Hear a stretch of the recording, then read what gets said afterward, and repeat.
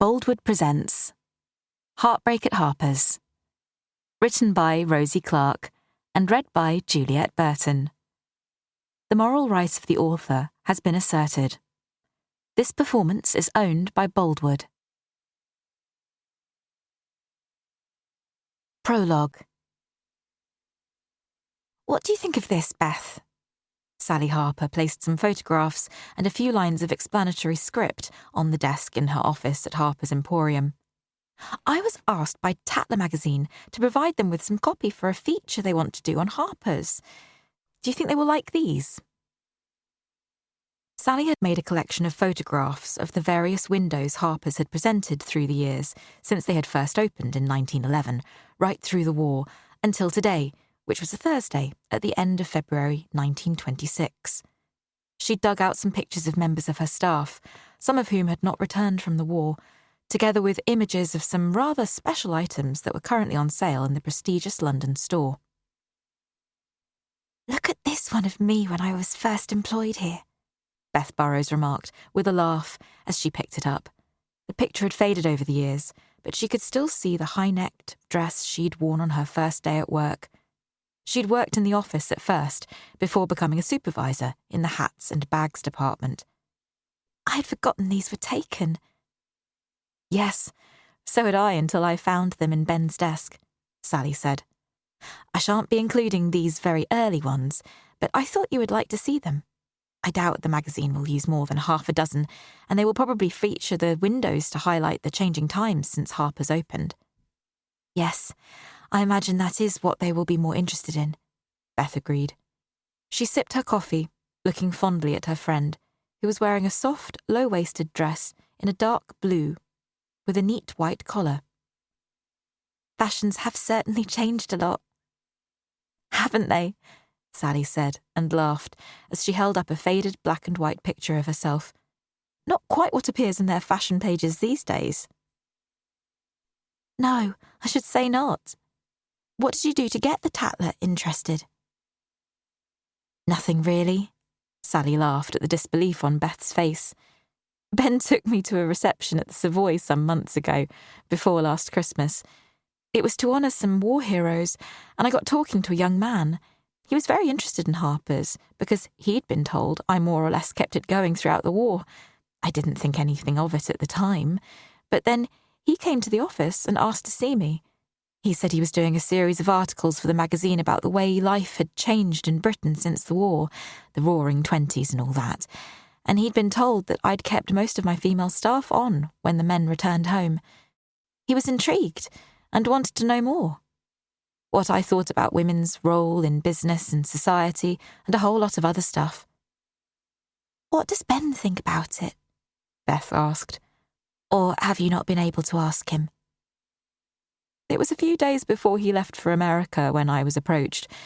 He thought it should be good publicity for the store, and I suppose it will." Beth nodded. "I read the Tatler, and they are pretty fair in their reporting. But be careful of what you tell them, Sally. I wouldn't let them have any personal stuff if I were you." "That is what Ben said." Sally smiled, but looked thoughtful. "During the war, there was a picture of me in one of the papers, and that's how my mother found me."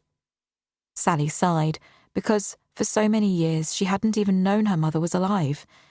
Brought up in a convent, an illegitimate child, apparently abandoned by her mother at birth, she had not known the true story. Her mother had been forced to give her up at the time, but when she tried to reclaim her, the nuns would not tell her where Sally was, because they did not consider her a fit mother. "Yes, I know," Beth nodded. "She looks very well these days, and your stepfather too.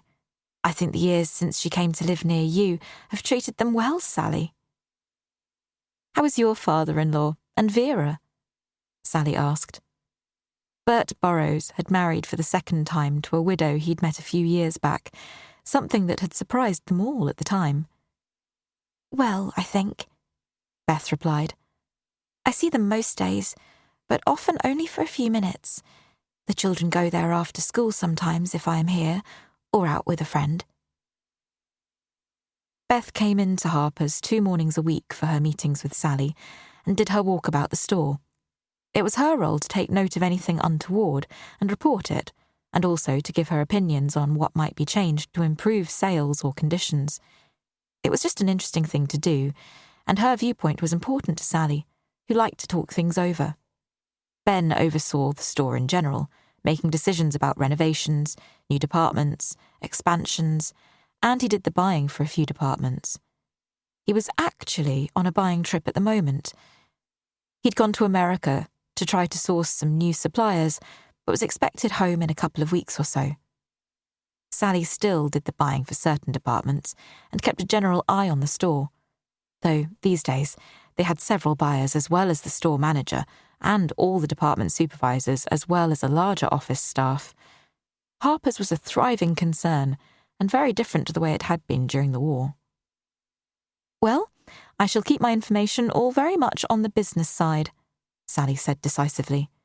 "It can't hurt to remind people of the way it was, even though I think some of the younger ones are doing their best to forget."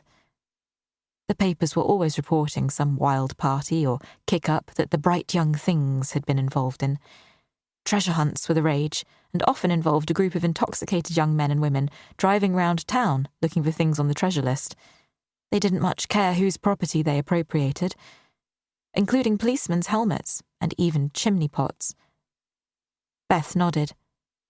"I shall look forward to the issue featuring Harpers. You will let me know when it's coming out." "Yes, of course," Sally said, as Beth prepared to leave. "I was wondering if you could come in full-time for a week next month, Beth. We will be doing the stock-taking in the fashion departments before our spring sale, and the supervisor there is new, not quite on top of things yet. If you wouldn't mind giving her a hand." "Oh, I'd love to," Beth told her at once. "The boys can go to Dad and Vera for their tea, and I enjoy anything like that, as you know." "Good." Sally stood up and collected her bits and pieces. "I'll talk to you soon, and thanks for your advice. I know it is good, as always." "We've been friends a long time," Beth said as they touched hands for a moment. "Nearly 15 years since we first met." She laughed. "Oh, that makes me feel old." "Well, you're not. You're in the prime of life," Sally retorted, eyes sparkling. "We are both very lucky, Beth.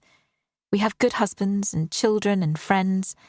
I don't see Mick O'Sullivan and Andrea much these days, since they went over to Ireland to live, and I do miss Maggie, when she doesn't come up to town. But you and I, we go on forever." Mick had been a good friend of Sally's for many years. He'd married one of Harper's supervisors, and after Andrea's son left school, they all went over to his home in Ireland to live. "Let's hope so," Beth said and laughed. "I'd best get on. Don't forget you are bringing the children to tea on Saturday, and they're all going to watch a football match with Jack first." "I am not sure Jenny will go to the match," Sally said, "but she can stay and help with getting their tea if she wants." "I bet she decides to go to the match," Beth quipped as she left, and Sally nodded as the door closed behind her. Her daughter Jenny had not yet reached her teens, but was a rather opinionated young girl of nearly 12. She liked to have her own way and was sometimes mutinous with her mother, though Ben had only to look at her to have her grinning and wanting to please him. Sally smiled to herself. Her son Peter was a loving boy, 2 years younger than his sister, but easygoing and gentle, unless fighting with Jenny. She wouldn't change either of them, or her life. Clearing her thoughts of home and family, Sally reached for the latest account sheets. She liked to keep her eye on them each week, to watch out for dips or surges in takings, so she could understand the position the store was in financially. She didn't check the accounts. They had office staff for that, and an accountant at the end of the year. But she watched the sales figures, and, of late, they had been showing a definite downturn. The accounts had gone up steadily for the first few years after the war, and Harper's had done very well. The whole country had been buzzing after the end of hostilities. The age, one of prosperity, was also the era of the flapper, of cocktail parties, and a feeling of throwing caution to the wind. The jazz age had the young women showing their legs, driving cars, and throwing off the inhibitions of their parents. It was a good time to be alive. However, lately, Sally had noticed a drop in Harper's sales, and she cast her eye over the latest figures to see if there was an obvious pattern. Yes, this week was slightly down on last week, so the trend was continuing. She frowned slightly. As yet, it was nothing to worry her, and as she said to Beth, the years at Harper's had been good for them all. She could only hope that this was a glitch and not a sign that the good times were gradually coming to an end. Chapter 1. Harper's was thronged with customers that March morning, several ladies browsing the dress rails and others in the fitting rooms as the spring sunshine brought out the crowds after a dull few weeks. Life was brighter, the war almost forgotten in this new golden age that had been promised. Time to have fun, to dance and party, time to make up for all the heartache that had gone before. "Mrs. Burrows, please." Beth turned as the young salesgirl approached her. "Yes, Miss Wilson. How can I help you?" "I know you told me, but I can't remember. Where should I enter the spoiled and damaged items in the book?"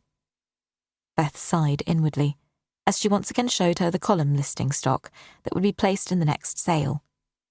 Kitty Wilson was a pretty young girl, but whether she was up to being a sales assistant at Harpers Emporium was debatable in Beth's opinion. Sally Harper had asked Beth if she would come in to help out in the dress department this week, since its manageress, Mrs. Phillips, had recently left due to ill health. Another senior assistant, Marion Jones, was temporarily in charge, but had confessed she didn't feel entirely confident coping with customers and the quarterly stock-taking. "I don't want to let you down, Mrs. Harper," Marion had told Sally. "I feel a bit lost since Mrs. Phillips left. While I can manage the sales side, I don't feel able to oversee the stock accounting at the same time." Sally had perfectly understood the young woman's reticence, and that was why Beth had agreed to come in daily during the stock-taking, and it was as well she had, because Miss Jones had all she could manage with a continuous stream of customers. Harper's was very busy that morning. "Mrs. Burrows?" Kitty Wilson's voice broke into Beth's thoughts once more, and she turned with an expensive gown in her hands. "Yes, Miss Wilson?" she asked. "What is worrying you now?" "It's just this dress," the younger woman replied, looking anxious. "Someone must have tried it on and got lip rouge on it, I think. But it is such an expensive dress. The ticket says 6 guineas, and I think the mark might come off if I took it home and washed it." She looked even more anxious as Beth was silent. "Is that wrong?" "The sentiment is laudable, Miss Wilson," Beth said, and was pleased to see the girl's anxiety fade away. "I don't think we can do that, but the dress will be reduced to half price, and whoever buys it will be able to wash it themselves. I have just found a similar mark on this dress, and it came from Miss Susie, an exclusive designer, and was twice the price of the one you have there." "It was very careless if whoever did it, Mrs. Burrows," Kitty said, shaking her head. "Both dresses have adequate openings and should be easy to get on and off, so it shouldn't have happened, which makes me wonder if it was deliberate." "But why?" Kitty's eyes opened wide. "Either as a malicious act, if someone has a grudge against the store or its owners, or if they want to buy the dress in the sale, because everyone knows that Harper's has a sale of slightly damaged goods 3 times a year. Mrs. Harper says it clears old stock and that people like a bargain. And, as you say, these small marks would come out with washing." "Shall I make a note of any others that have been damaged in the same way?" Kitty asked, and Beth revised her earlier opinion of the girl. She was thinking in exactly the same way as herself. "Yes, if you can manage to do that as well as the normal stock-taking," Beth said. "Am I right in thinking both these dresses are a size 36? "Mine is," Kitty told her. "I'll check that as well, Mrs. Burrows." "Yes, that would be helpful," Beth replied. "To make it easier, put all of them onto one rail as you find them. I should like to know if it is merely a coincidence or deliberate." Kitty nodded. "Shall I take that one, Mrs. Burrows?" Beth held it out to her, and she carried it away, placing both damaged dresses on the rail indicated. Beth returned to checking the expensive rails. Many of the exclusive gowns had come from the much-in-demand Miss Susie in Dressmaker's Alley in the East End of London. Sally Harper was friendly with the designer, who was, rumour had it, a lady of some consequence. Sally had told Beth that the actual designer was a society lady, though for the moment her identity was a closely guarded secret, and the establishment was run by Miss Susie, who was a personal friend of the lady and had once been her dresser. Of course, Beth hadn't told anyone of Sally's confidences, but she was sure in her own mind that it must be Lady Diane Cooper. She'd met the lady once, coming from Sally's house when she'd taken the children on the Underground to Hampstead to visit the Harpers. Sally had introduced her as a friend, but Beth had glimpsed a folder of exquisite designs. Beth examined the garments closely, but found no more traces of lip rouge. Most of them were recent stock, and nothing else would be placed on the sale rail. However, as she finished her task, Kitty Wilson came up to her, carrying 2 further garments. One was a pretty afternoon dress, and the second a silk blouse. "Both of these have just a trace of the same colour lip rouge, and they are both the same size," Kitty told her. "It does seem that your suspicions are right, Mrs. Burrows. I don't believe so much damage could be accidental. Do you?" "I very much doubt it," Beth replied. "Thank you for drawing my attention to this, Miss Wilson. I shall mention it to Miss Jones and to Mrs. Harper. When we have the sale, it will be interesting to see if one person buys all 4 items at the reduced price." "That is like stealing," Kitty exclaimed. "It isn't right." "No, it certainly isn't," Beth agreed. "I will check with Miss Jones and see if any more items have been similarly damaged." "Whoever did it should be ashamed of themselves." Kitty was indignant. "Unfortunately, some people have no shame," Beth said. "I remember we had a thief working in the bag and jewellery department once. She stole several items from all the departments." Kitty looked horrified. "One thing my dad doesn't hold with is thieving. He'd have the skin off my back if I ever stole 1 penny. How is your father, Miss Wilson? I believe Mrs. Harper told me he hadn't been well." "He had an accident at work," Kitty said, looking sad for a moment. "He is a builder, Mrs. Burrows, and he fell from a ladder. The doctor said he was lucky he came off so lightly, but he had a broken leg and damaged his spine. I think he is in a lot of pain, though he doesn't say much." "I am so sorry to hear that," Beth replied. "Was that why you applied for a job at Harper's?" Kitty nodded. "My mother never wanted me to work.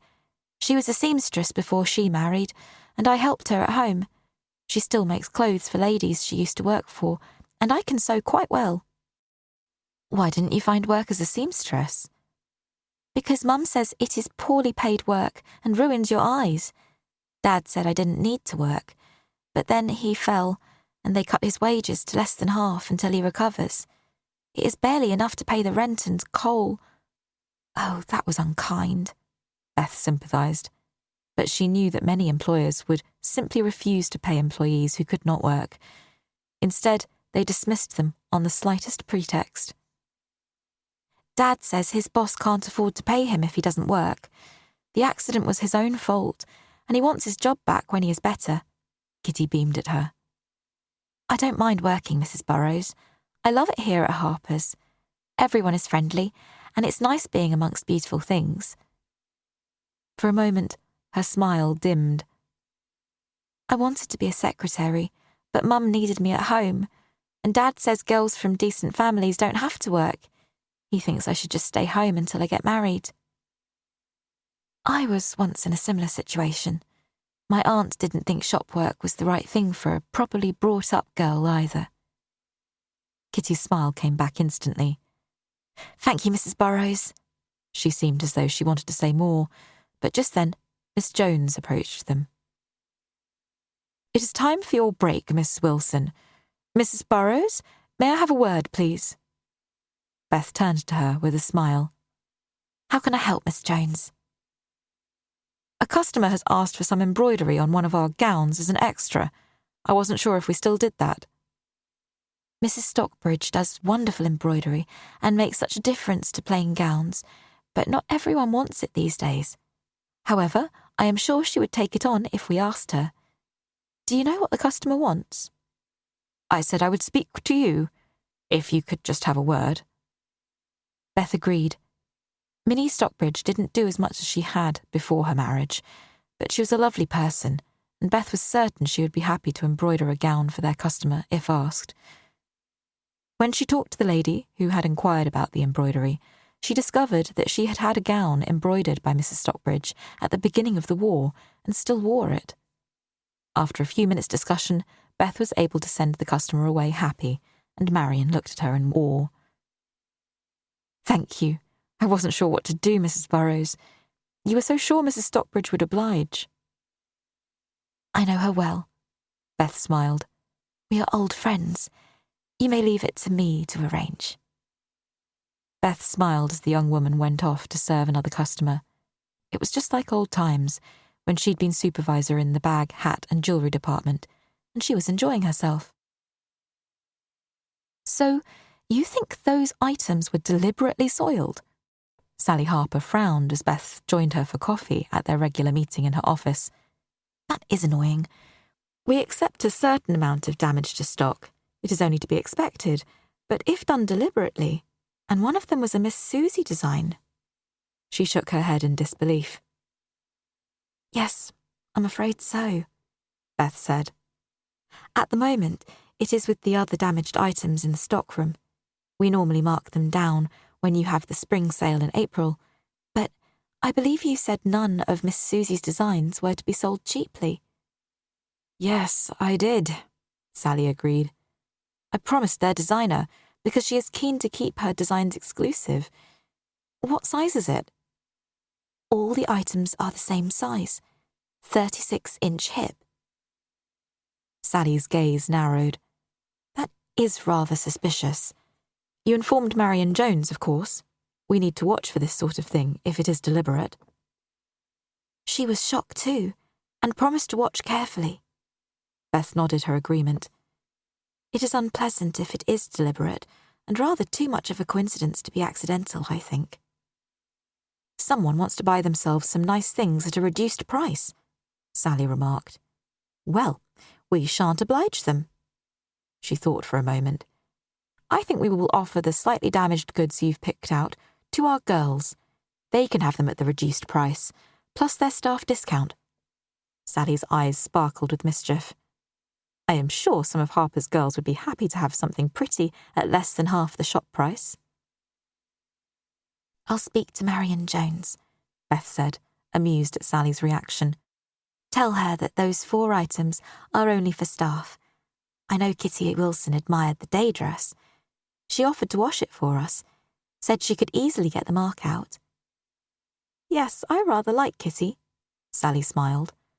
"I hope she can afford to buy it, but I think she has to give most of her money to her mother." "Yes, I expect so.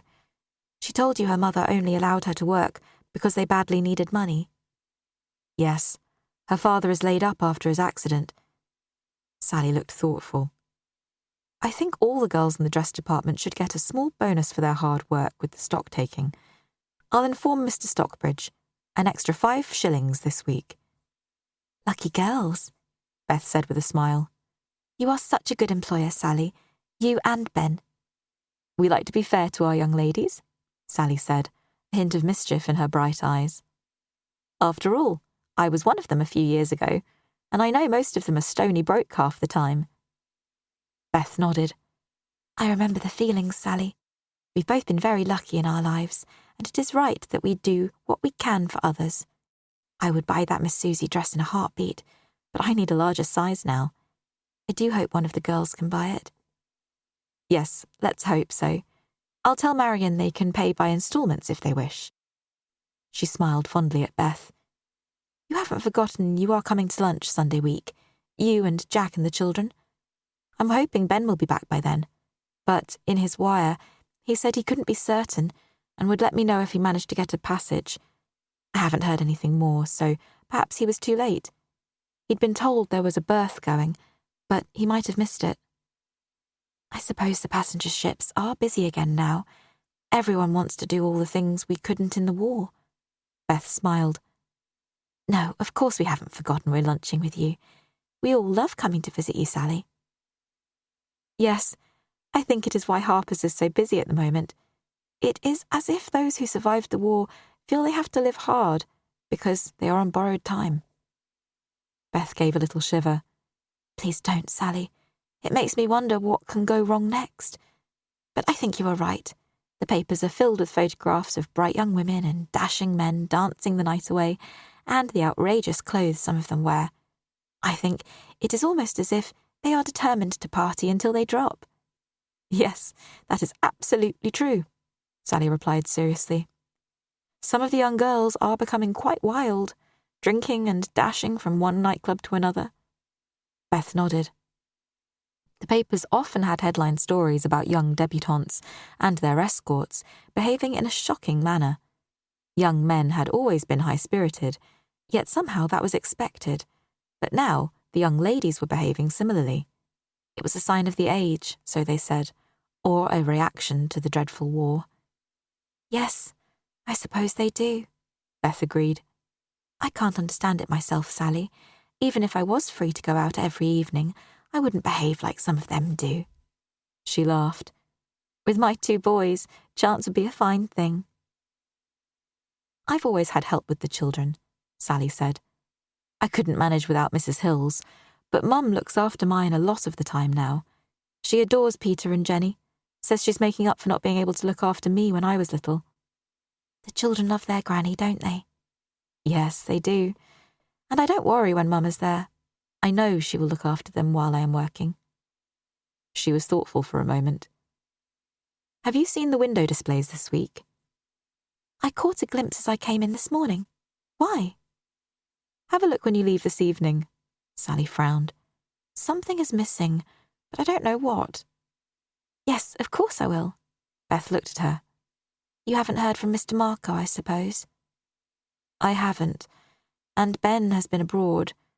It was supposed to be a few weeks Mr. Marco would be away, but he wrote and extended his stay yet again.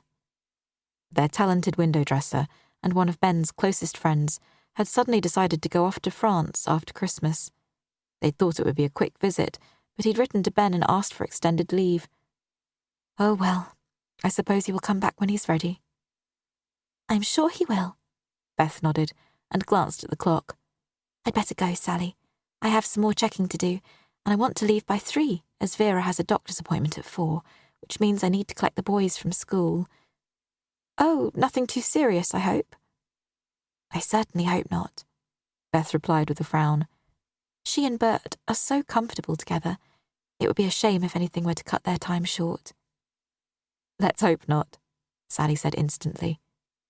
Bert had been the store manager at Harpers for years, and she thought a lot of him. It would be sad if anything happened to his wife. I'm sure it's nothing much, Beth said.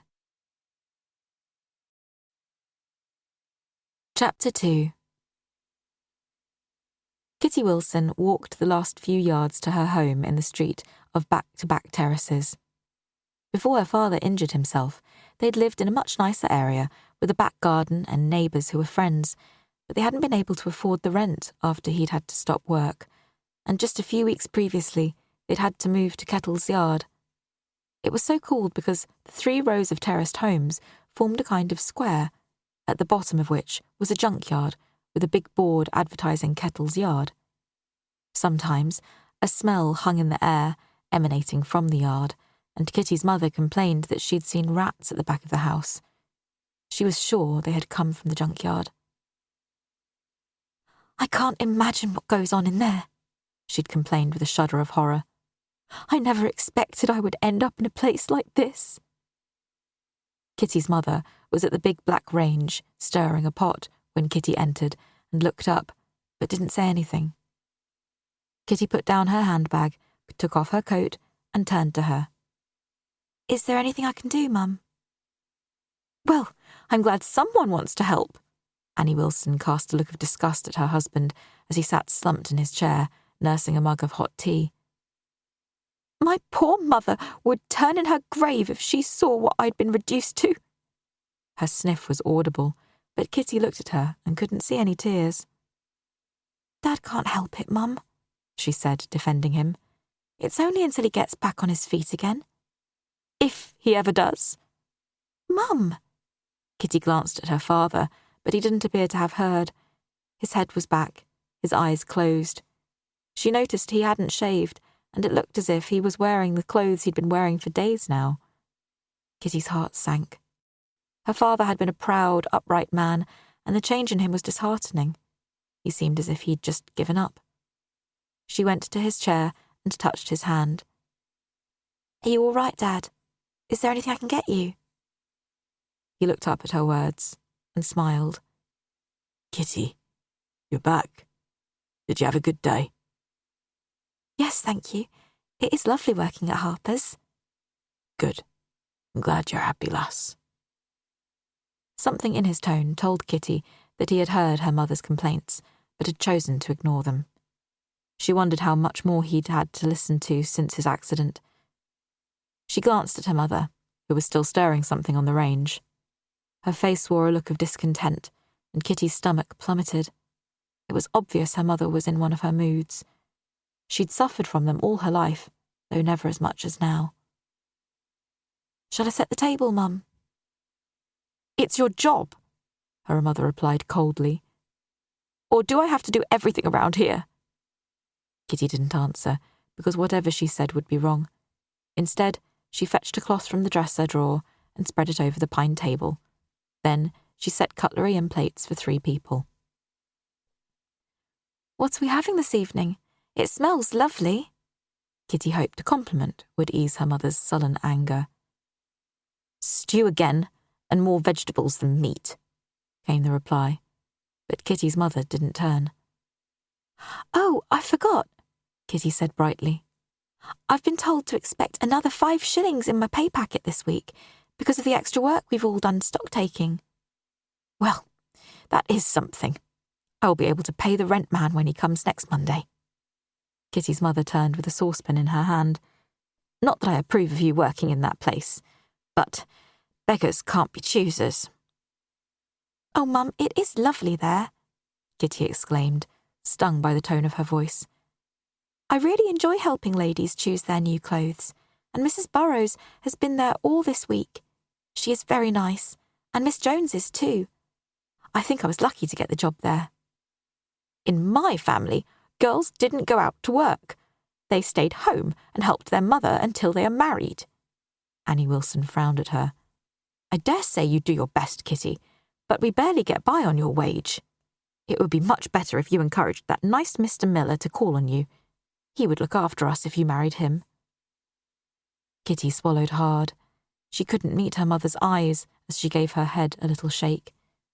Joshua Miller owned a big gentleman's clothing store in Commercial Road and drove a smart car. His elderly mother had lived 2 doors away from them before they'd moved, and he'd stopped by on his frequent visits to her, bringing small gifts of flowers or fruit from his garden. Kitty's mother had insisted that he was sweet on her, but he was in his 40s, a widower with 2 children. He was also a rotund man with close-set eyes and thinning hair. The thought of being married to him sent shivers down Kitty's spine. "Oh, Mum, please don't," she begged, as the fragrant stew was ladled onto plates. "I just couldn't." "Well, you always were a selfish girl. I suppose that is what comes from your father spoiling you all these years." Kitty's mother made a tutting sound. "For goodness sake, stop bullying the girl, Annie." Kitty's father's voice cracked like a whip, startling them both. "You never stop complaining. It isn't her fault we've had to move to this dump. And yes, I do know it isn't what you're used to. I don't like it either, but there's not much I can do about it at the moment. If I can return to work, I'll find us somewhere better to live." "What do you mean, if?" Annie's look was slaying. "How do you imagine we'll live if you don't, Robert?" "Oh, I'll work the minute I can," he replied bitterly. "The sooner I can get away from your scolding tongue, the better, woman." He hauled himself to his feet, using his wooden crutch to steady himself. "Your meal is on the table." Annie snapped as he hobbled towards the door. "Where are you going?" "Out. To the pub if I can get there," he replied without turning his head. "I'm not hungry, and I prefer to be with blokes I can trust than sit here and listen to your misery." "Well," Annie glared at Kitty, "that's the first and last time he speaks to me like that, or he'll be sorry." Her eyes narrowed. "It's your fault, girl. If you did your duty by us, it needn't have happened." Kitty didn't answer. She ate her portion of the stew because she was hungry, but it seemed to stick in her throat. Tears burned behind her eyes, but she held them back. She wouldn't let her mother see how her unkind words hurt her. "Do you think Dad will be all right?" she said after a few moments of silence. "Should I go after him?" "If he falls and hurts himself, it will be his own fault," Annie declared. "For all the good he is to this family, he would be better out of the way." "You don't mean that," Kitty cried, horrified. She pushed her plate away, the food unfinished, and jumped up. "He is my dad, and I love him." She grabbed her coat and rushed out of the kitchen, her cheeks wet with the tears she could no longer hold back. Kitty saw her father leaning against one of the houses further down the lane. His face looked white in the gaslight, and his eyes were closed, but he opened them as she approached and smiled. "You shouldn't have come after me, Kitty. I'm all right. I just needed to get away." "From Mum's nagging?" Kitty asked, and he sighed. "From sitting in the house all day and staring at a bleak future, Kitty." Kitty nodded, because the future did look bleak for him, unless he could return to work. "Surely your leg will mend, Dad. You will be able to work again." His eyes met hers. "The doctor thinks I'm unlikely to go back to my old job." He hesitated, then, "It seems the reason I fell was due to a spell of dizziness, and the doctor says it may be something bad in my head." "Oh, Dad." Kitty stared at him in distress. She'd believed the fall was due to an accident, and he would get better in a few months. "Does Mum know?" "Not that I might have something wrong in my head," he told her. "But I told her this morning that the doctor thinks I was too severely injured to do what I've always done. I can't carry a hod up a ladder or lay bricks all day. I'll have to let Mr. Harding know I won't be back, and I'm not sure what else I'll be able to do. It wouldn't suit me to sit in an office all day, but what else is there? I might get a caretaker's job, but the pay wouldn't be as much as I was earning before." "Oh, Dad, I'm so sorry," Kitty said, recognising the blow to his pride. "But have you been dizzy again? Does the doctor know what is wrong with you?" "He says it may be a brain tumour or a blood clot caused by a seizure, but isn't certain. I'd need to have all sorts of tests at the hospital, and we don't have the money for that, Kitty. Besides, if they discovered something nasty, it would hang over me like a shadow. They probably wouldn't be able to operate, too dangerous, so it's just a case of wait and see whether things get worse." Kitty nodded, knowing that what her father said was true. There were many things the doctors didn't truly understand, and if her father did have a brain tumour or a blood clot in his head, he was unlikely to receive much relief. Even if they could do it, the operation and care would be far more than they could afford. Her stomach spasmed with sudden fear for him. "Would you have the tests done if you had the money?" she asked, but he shook his head. "We don't have it, Kitty, so I haven't considered it." Kitty drew a deep breath. Then, "I could ask Mr. Miller to lend it to me and pay him back. It would take a long time, but perhaps he wouldn't mind." "You are not that naive, Kitty," her father said sharply. "You know he would want something in return. I'll not have you sacrifice yourself for my sake. Besides, the doctor may be wrong. The dizzy fit only happened a few times." She swallowed hard, forcing herself to say, "I would do it for your sake, Dad." She would for him, even though it would make her wretched. He gave a shake of the head. "I forbid it. I don't like that man. You stay clear of him, Kitty. You're all I have to brighten my day. We'll manage. You bring in a wage now, and I'll find work of some kind, even if it is sweeping up at the jam factory." "You shouldn't have to work until you're fit," Kitty said, but her father was on his feet again. "Are you coming home?" "Not yet," her father replied. "I was just resting. I may need to rest a few times before I get to the pub, but that's where I'm going. I'll see Mr. Harding there and tell him I won't be back to work, not as a bricklayer anyway." "Shall I walk with you?" Kitty asked, but again there was a negative gesture.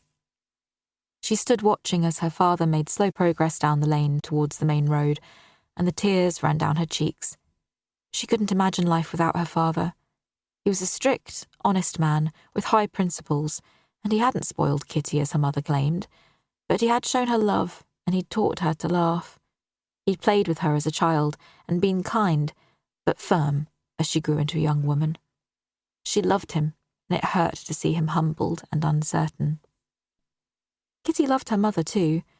Annie Wilson had a sharp tongue, but she'd been a good enough mother and wife in her own way, and until the move to Kettle's Yard, she'd seemed content, though she'd always grumbled over small things.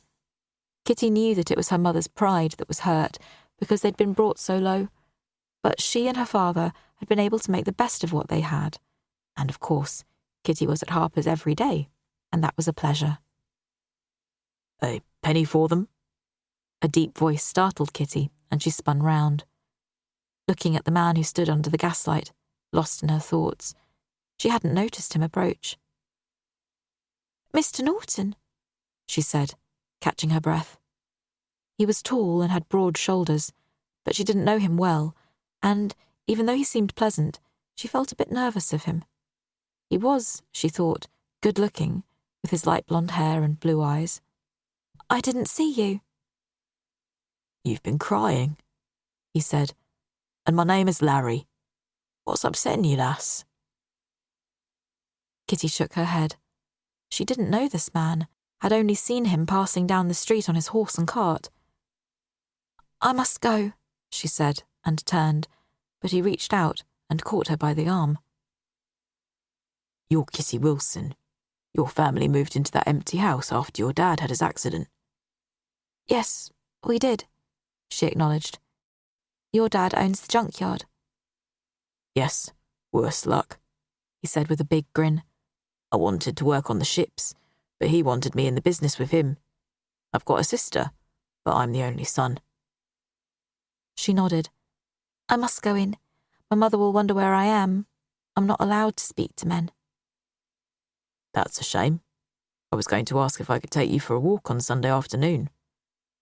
Kitty's cheeks flushed because he was smiling at her in a way that told her he liked her. "She wouldn't let me go with you," she said, and discovered that she was a little breathless. "I'm sorry. I must go in or she will be angry." "Why were you crying?" he asked, but she shook her head and pulled away from him. He let her go, but she knew he was watching her as she ran to her house.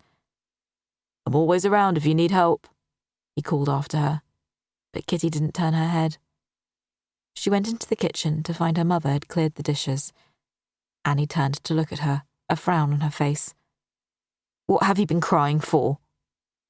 "Dad's not well," she answered, and then wished she hadn't when her mother scowled. "Don't you think I know that? It's me that has to help him. He can't even shave or dress himself properly these days, though I'm sure his leg must be mending by now." She sniffed. "It's a shame, that's what it is. Shame for bringing us so low." "He couldn't help what happened, Mum. We should be glad he is still alive." Annie sniffed. "I suppose you're right, and I've been hard on your dad, but I hate living here. I had a nice house where we lived before, and now look at this place. My parents would be horrified. They were decent folk, never owed a penny in their lives." "It isn't so bad," Kitty said, but as she looked around the kitchen, her words died on her lips. The walls were whitewashed, but dark patches in the corners told of damp, despite the range that was kept going all day and night. And the window was small, making the room dark. The parlour at the back had been wallpapered in a horrible purple and cream stripe, and the bedrooms were cold and a little damp too. Perhaps we can move again when Dad is better. When or if he does get better, her mother said. The doctor told him he won't carry a hod up a ladder again. His trade is bricklaying, so what can he do? From what I can see of things, he'll sit in that chair for the rest of his life. It's no use you crying, Kitty. Don't you think I want to cry? I've told you the only way out for us, but you refuse to do your duty by your parents. Dad wouldn't want me to do that. He said so. Kitty shook her head at her and then ran upstairs. Her mother was blaming her for their situation, but perhaps she was right, and Kitty was selfish to refuse to marry Mr. Miller. A shiver went through her. She couldn't bear the thought of being that man's wife, and her father had told her he didn't want it either. If he'd asked her, then she would force herself to accept, though she would rather be dead. No, she wasn't going to give in to her mother's bullying. She would work hard at Harpers, and perhaps she would earn enough to help her parents move back to a nicer area. Chapter 3. Later that week, Beth called in at her father-in-law's home to collect the children. Vera was sitting in the large kitchen, her knitting at her side, a kettle boiling on the old range beside her. She'd been staring into space, lost in thought, but looked up as she heard Beth enter and smiled. "I was miles away," she said, and smiled. "Would you like a cup of tea, love?" "Thanks, Vera," Beth replied, and watched as the elderly woman moved about, preparing their drink. "How are you? What did the doctor say?" "Nothing much," Vera answered without looking at her. "The lads are in the garden with your father. He loves playing with them, and they love him." "Yes, I know," Beth said, watching as Vera's hand trembled slightly as she passed her a cup of tea.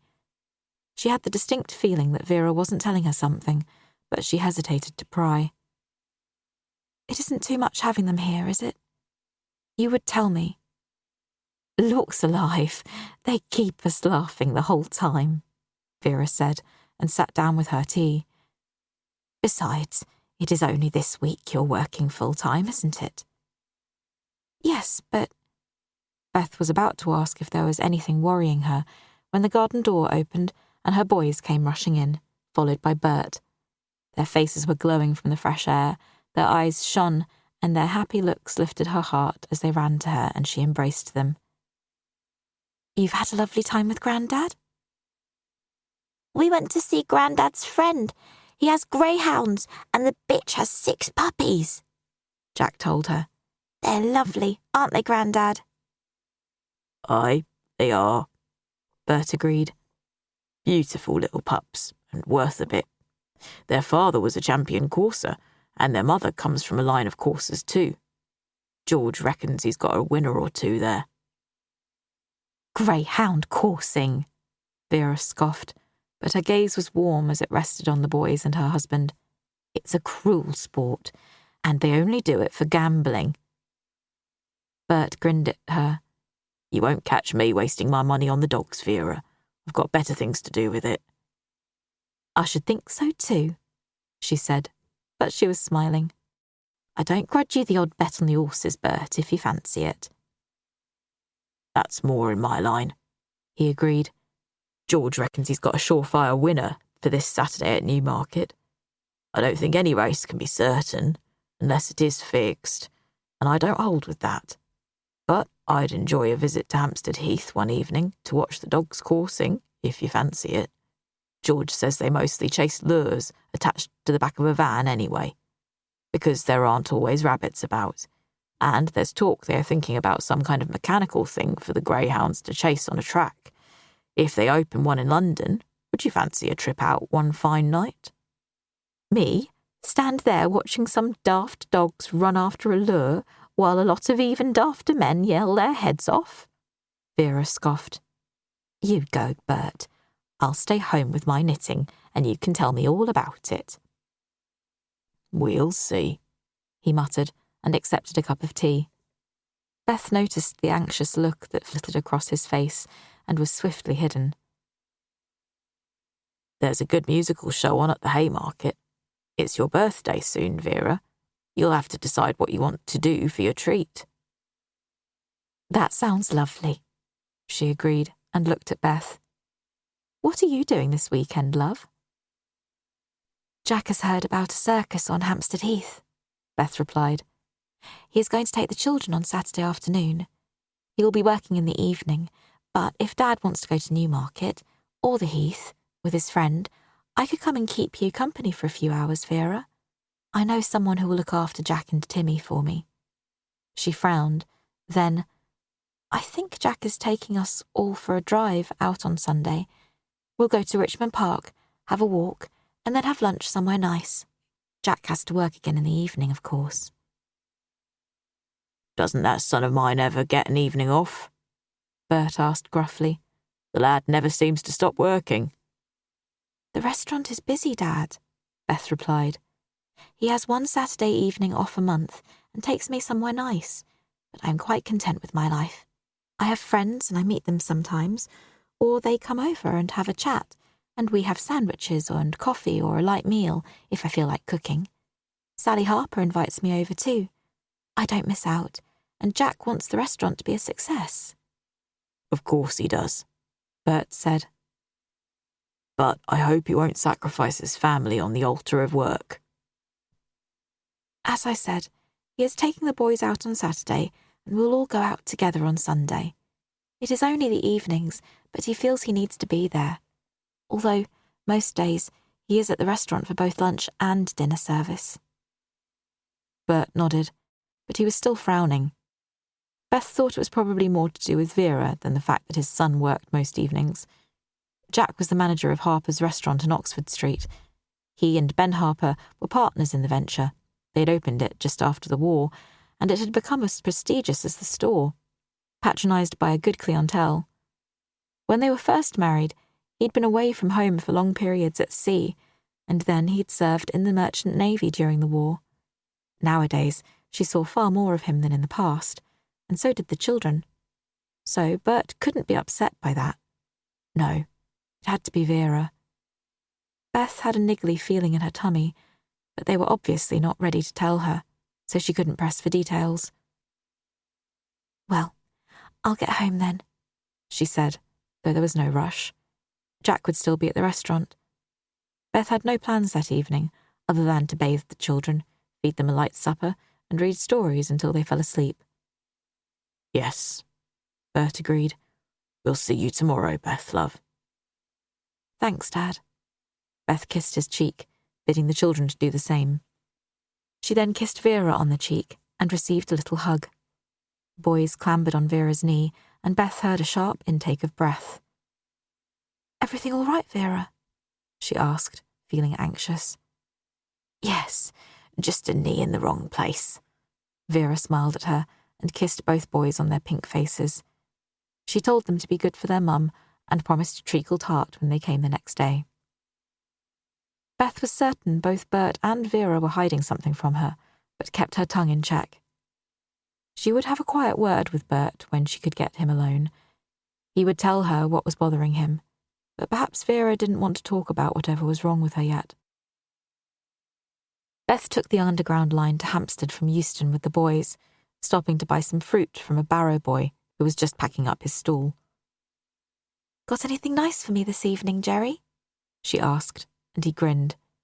They often had a chat when Beth visited his stall.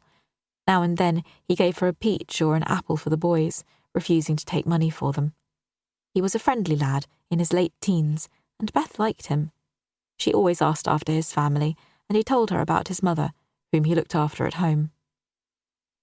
Saved some of them grapes for you, he said, and handed her a brown paper bag. She'd seen them on her way to work earlier that day and bought some for herself and the children. Thought you'd like a few more.